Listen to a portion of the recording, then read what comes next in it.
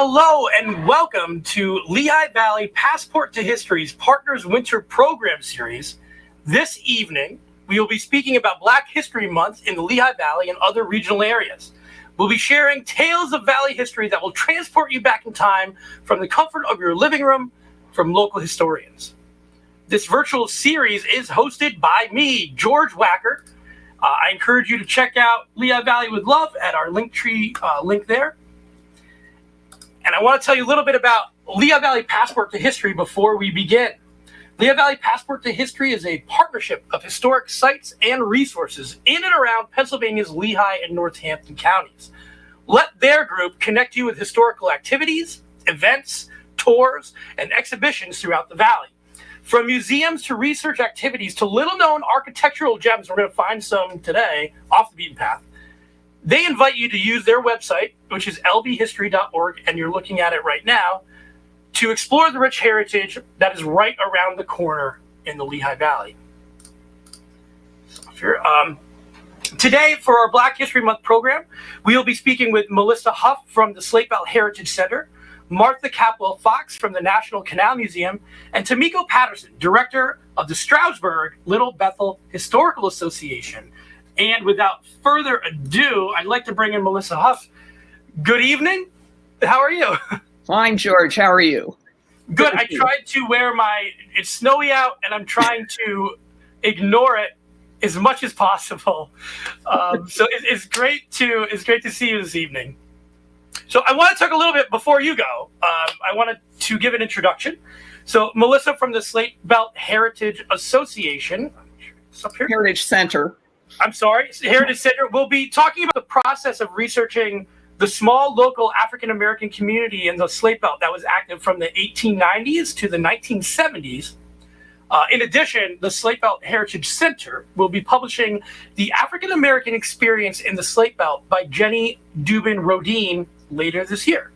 So, Melissa, I wanted to give it to you to tell a little bit more about the history of the African-American community in the Slate Belt. Okay, thank you, George. About 15 years ago, the Heritage Center decided that it would collect and write up the histories of the many ethnic groups that came to form the population of the Slate Belt. And among them was the African-American community. It was never a large group of people. And it flourished between about 1890 and the 1960s to 70s. And in a way that posed a significant problem in that many of the people who were most active in the community had passed away many years ago, and many of their descendants had left the area. So that there weren't necessarily people from the community that we could talk to firsthand. We began doing oral histories, really just gathering the reminiscences of older people. And among them were stories about the African-American community. And we also had to look at small things, artifacts that might include the foundations of the Mount Bethel or Mount Zion Baptist Church, which was in East Bangor. And among those things is a remarkable painting that is in the administration building of the Bangor High School. On slate, it's a winter scene. But what's significant about it is it is really a congratulations to 6 graduates of the high school. And among them is a girl named Mary Gertrude Smith. What's significant about Mary Gertrude is that she went on to become the first African-American graduate of East Stroudsburg, what is now university, and went on to have a remarkable life. So we found bits and pieces of her life. You know, you can look at census records, they give you the skeletal story, but to add real human portions to that, we looked through a lot of newspapers from the time. We had to we tracked down some family members eventually and found a remarkable book that was written by the family members, and found that the family had come from Virginia at the time when Jim Crow laws were being incredibly oppressive, got jobs in the slate quarries, and the men in the family worked there while Mary Gertrude was able to go to school and graduate from high school, which was remarkable in itself. Very few people did go entirely through high school in 1901. But then she enrolls at East Stroudsburg. She gets her degree. In 1904, she graduates as the first African American, and there are, very congratulatory articles about her in the papers at the time. And it doesn't stop there. She marries. She meets the Reverend Charles Bodie, who was a widower with children of his own, small children. They marry. They move to New Rochelle, New York, where they grow a congregation, have to enlarge the church, and they become leaders in the community. But then beyond that, they have children of their own. Mary Gertrude instills in them this drive to get an education and how important that is. They all go on to higher education and remarkable careers in the ministry, in law, in medicine, in civic affairs. One of them becomes a college president, and then their grandchildren go on to do similar sorts of things. What's even more remarkable is that the family, then, the grandchildren, establish a scholarship at East Stroudsburg. So her legacy continued not only through her own relatives, through her own family, but into the greater population as well. So it's a remarkable success story. And a lot of these stories are coming from oral history. Oh, yeah. So how do you take that information and do you put it against existing accounts in death records and newspapers? What do you do with oral? Well, you have to verify, because, as I said, a lot of these things are from the memories of older people. In some cases, they were telling stories their parents had told them. So it's second and third hand information. And frankly, all of us involved are from outside the community, well-meaning, but from outside the community. So we all bring to it a certain bias. So you have to verify. You go to genealogical records. In the case of the Smith-Bodie family, there was a family book that was put out, which helped us a great deal. There were newspaper accounts that we could verify. There was one story which was very poignant about a boy named Wheat Merritt. Okay, and this was a story that came from a gentleman who was telling the story his mother had told them. As kids, they had all gone to East Bangor Dam. It was winter. They had gone home after school to collect their skates, and they went down to the dam to skate.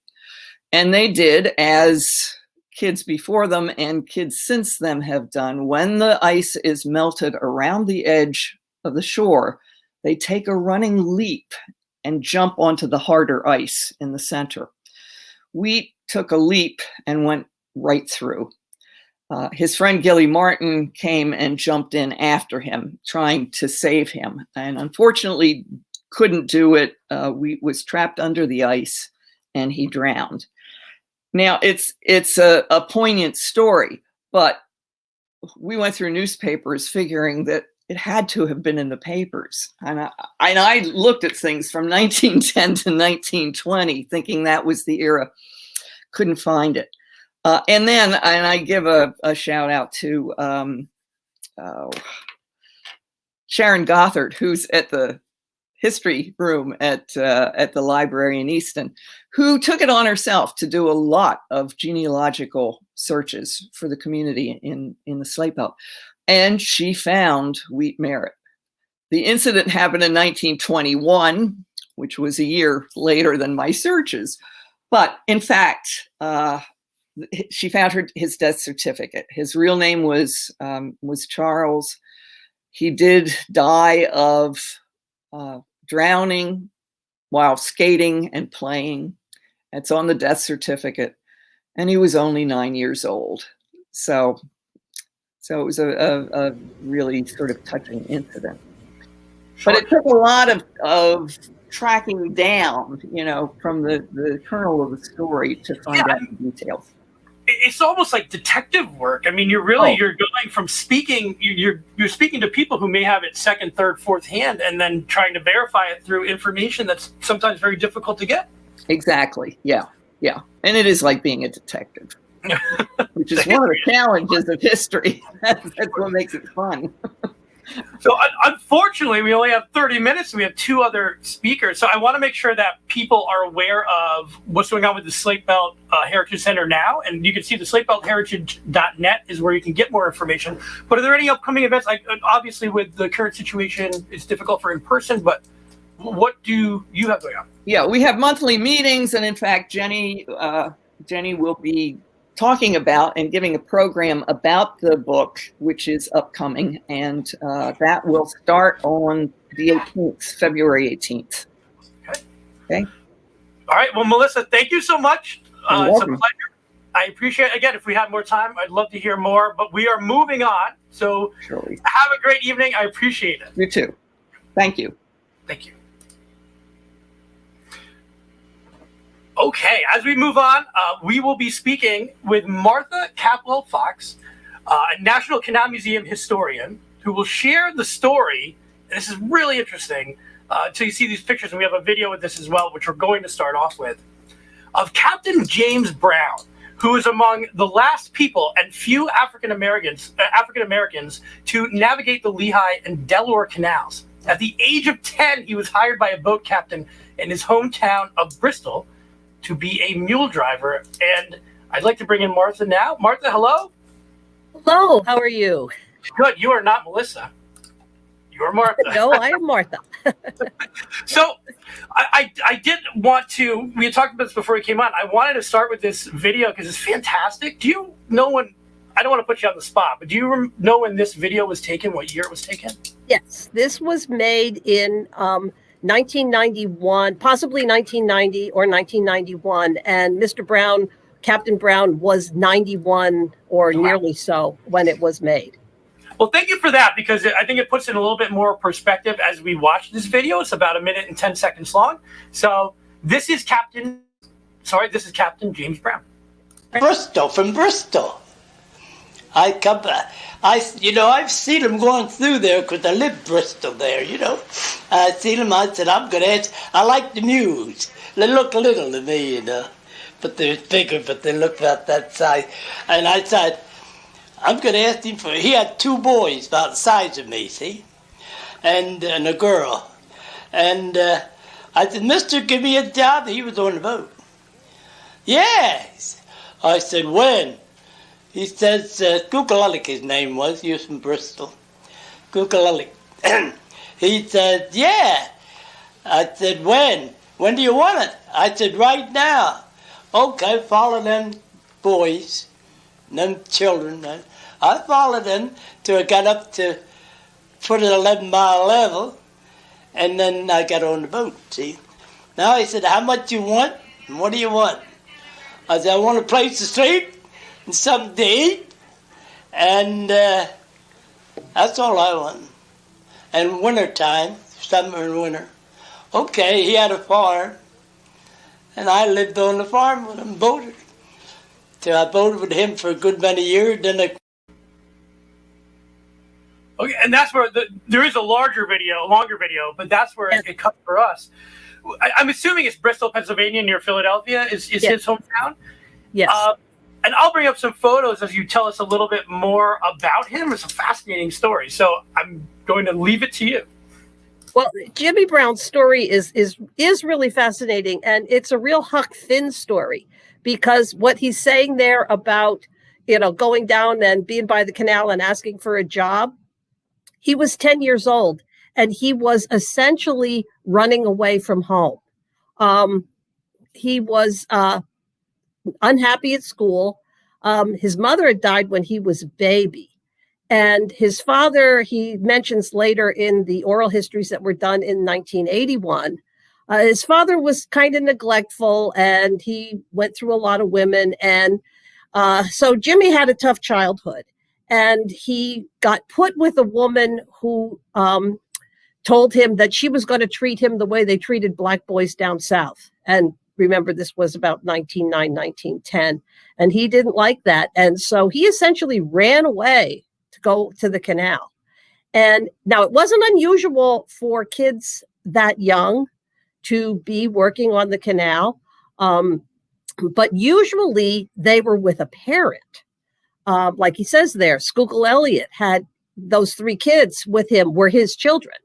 And it was very generous of him to take on this little boy. He must have looked like he really needed somebody to take care of him.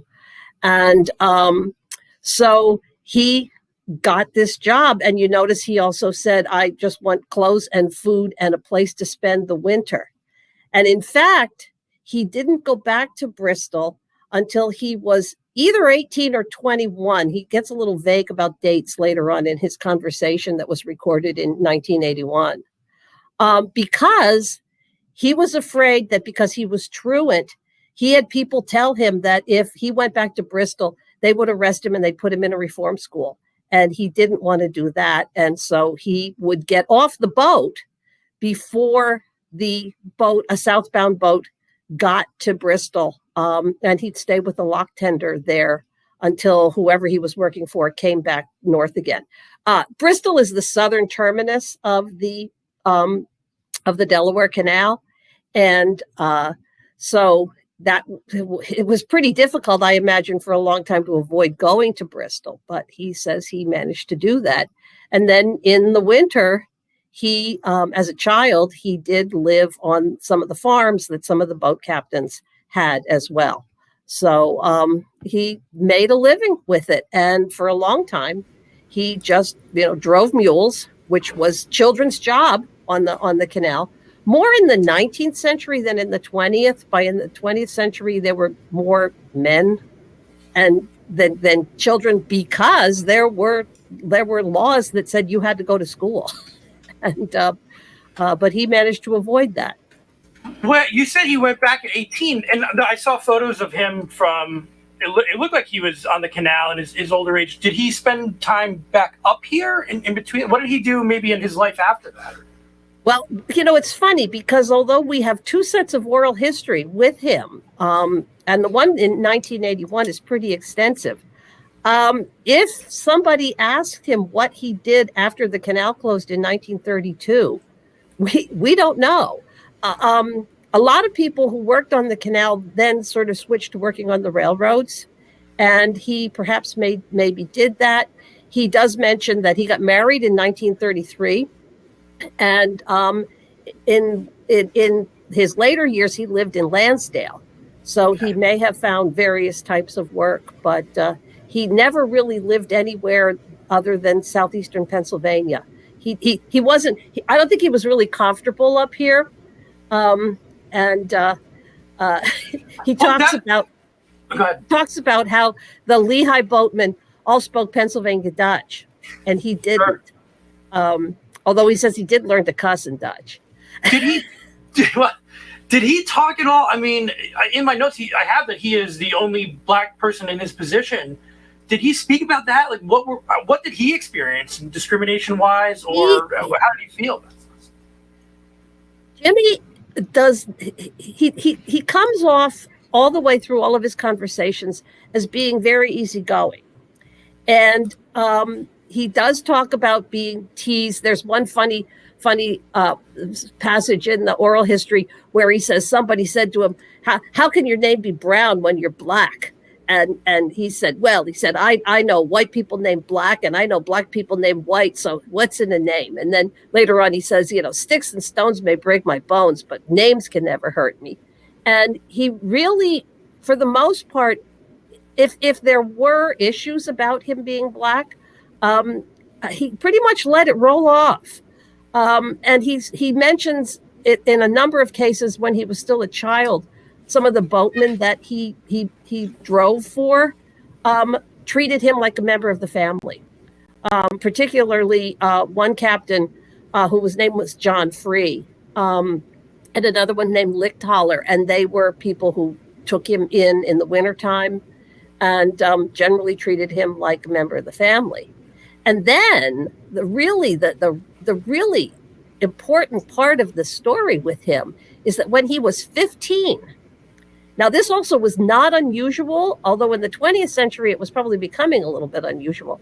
At 15, Captain John Free took him to the Lehigh Cola Navigation office here in Easton and said to the manager of the canal there, "This guy knows what he's doing. Let him lease a boat. He can be a boat captain." And so at 15, he became a boat captain. What do boat captains on the canal do? Is it different than a regular person would think of a boat captain? Yeah. For one thing, you're basically by that point talking about a crew of two. I mean, the captain and the mule driver. But the boat captain was first of all responsible for the boat. And the boat belonged either to Lehigh Cola Navigation, and in this picture, that's a Lehigh Cola Navigation boat going past the restaurant that's now the Golden Pheasant down in Bucks County. And so those boats, that was a matter of leasing a boat from the company. And then he also talks about how he captained boats for a man from Eulertown named Hackey, which I imagine was kind of more of an employment type of job rather than just being a sort of lessee of a boat. And so you were responsible for the boat.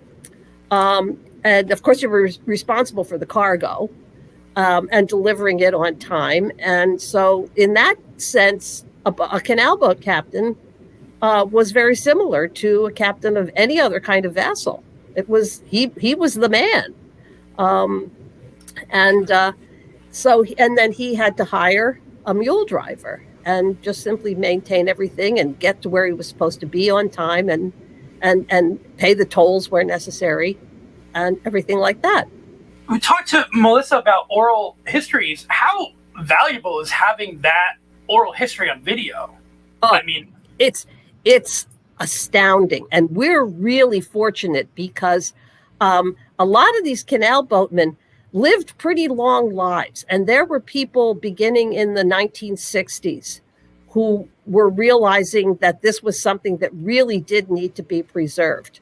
So in some cases, the quality of the recording is not all that good and the conversation wasn't steered all that well. And there's always questions, just like Melissa was saying about there's, oh my goodness, why didn't somebody ask this or that? Yeah. The thing about talking with Jimmy Brown is that he also has some really detailed explanations of running a boat, how the mules were harnessed, how a boat was snubbed, which is stopped, where it was hard to steer, things like that. And he also mentioned something that I don't think we've ever seen written down anywhere else, was that he actually picked up a load of stone and cement, as he says, in Lumberville. There was a quarry in Lumberville. And he took it down to Bristol and joined a tow flotilla to Philadelphia. And then from Philadelphia, he on his boat was towed with 4 other boats that were also loaded down Delaware Bay, through the Chesapeake and Delaware Canal, and down to someplace on the eastern shore of Maryland where they were building a pier. From here? And yes, from here. From Bucks County to someplace down on the eastern shore of Maryland. That's really interesting. Yeah. And he said he did that 4 times. So I want to Google more. I'm so interested in this and watching the video. I think I'm going to do my own little Googling after this to learn more about it as well. Tell us what you find out. Well, again, it's always a shame. We should make these maybe an hour, I think, next time. There's so much fascinating information. But I want to make sure that people know what is going on at the Canal Museum, and if they can find out any more information. So what's going on now? What can you tell anybody who's interested in learning more? Well, right now we are closed, but we are reopening. We're planning to reopen on the 3rd of April for weekends only, and then the boat will resume at some point when people don't have to be bundled up like Eskimos to be aboard the boat rides. And the season will be in full swing at the beginning of June. And you can find out about our schedule at canals.org and also on the Facebook page for the National Canal Museum. I cannot wait to be in Humor Park. Just being outside, it sounds like the best thing right now. I mean, not today. Humor Park. You could come to Humor Park right now. You could walk on the road anyway, and yeah, it's beautiful and peaceful. But you can't go too far because it's only a little plowed. I can barely get out of my driveway, so it's okay there. Thank you so much again. Thank you. We have one more guest, so I'm going to let you go. Thank you so much, Martha Capello Fox for the National Canal Museum. I'll make sure I get her off here. We have one more guest, last but certainly not least. It's a new guest. We haven't had her on before. It's Tamiko Patterson, who is the director of the Stroudsburg Little Bethel Historical Association, which was originally established in 1855 as the first church in the area for African Americans. It closed in the 70s, but as you will see from some photos that we have, it is still standing today, and we're going to learn more about it. Tamika, hello. How are you? I'm good. How are you? Thank you so much for waiting. We're almost 30 minutes in. I appreciate it. No worries. So I learned a lot. It was very interesting. So did I. It's always with these, we say, hey, we want to be 30 minutes. And as I'm listening to all this stuff, I want to ask more and more questions, which I will when we're done. But let's talk about the Stroudsburg Little Bethel Historical Association. For those who are unaware, can you give us some more information about it? Sure. So the Little Bethel Church, as you mentioned, was established initially in 1855. There was a gap in information between 1855 and 1868. So the structure that you have here on the screen, that was actually built in 1868. But prior to that, there was another structure across the street on another lot. But again, there was a gap in information. But what we do know is in 1868, the Stroudsburg Little Bethel AME Church was founded. And it was the first church in the area, not only for African Americans, but also for Native Americans. It was deeded to three, what they used to call mulattoes, so mixed-race people, Samuel Huff, Ira Huff, and John Quaco. And they were all U.S. colored troops from the 22nd Regiment that relocated to the area once the war was over. And so the church went on from 1868 to 1972. And they started having a decline in membership because other churches were opening in the area, and more and more people started migrating to the area. And so in 1972, they closed their doors, and then the photo you showed previously was when the church fell into disrepair. So from 1972 to 1974, there was no activity, no services in the church. In 1974, Joseph and Justina Hall purchased the building, and their plans were to restore it and open it up as a place for disabled people. They wanted to mentor African Americans and Native Americans in the area. And unfortunately, before they could get the project off the ground and renovate the building, they passed away. So then again, the building just lay there in disrepair for many, many years. And it wasn't until 2002 when a group of people got together to form the Stroudsburg Little Bethel Historical Association. They got articles of incorporation and then started again about the work of restoring the church. So what the last photo you showed was what it looks like currently today. So we've had a lot of ebbs and flows. The churches, the roof was pretty much in bad shape and had to be totally redone. We've had a lot of board members that have come and gone. Most of them, again, unfortunately, have passed away. And I'm no spring chicken, but I'm actually the youngest one on the board today. So, but we do have a lot of interest. What else can I tell you? Well, it's interesting to me because it's right. It's on 3rd Street in Stroudsburg. It's one of those structures that you might, because of its size, you might walk by it and not really pay it much attention. Right. But then if you give it that look, you give it the look it deserves, and you hear this history, is that something where you kind of like open the doors and say, look how much history exists right here in this town? Right. Yeah. So we've had a couple of open houses over the past 3 years, and that's what's happened. You know, we put an ad in the paper and the Pocono Record and said we're having an open house. People show up and they said the same thing. You know how many times I've driven past this little building and never recognized it? And that was the same for me. I had no idea. I'd driven by it hundreds of times and didn't realize it. You know, we've been, and of course, in a holding pattern because of the pandemic, but we are looking forward to getting back to work. We do, you know, need more people to get involved. I loved hearing about the historical, the oral history that the other ladies have been able to gather. We have not been able to gather a lot of that, so we are still looking for people to help us with that. And, you know, but the plan is to, you know, not reopen as a church, but as a museum and a place of worship. So that's what we're striving for. We still have a little bit of work to do, but we are looking forward to the day when we can reopen to the public.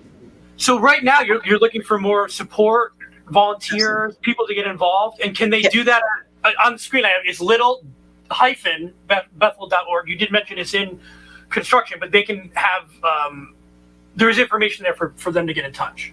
Yes. Mm-hmm. Okay.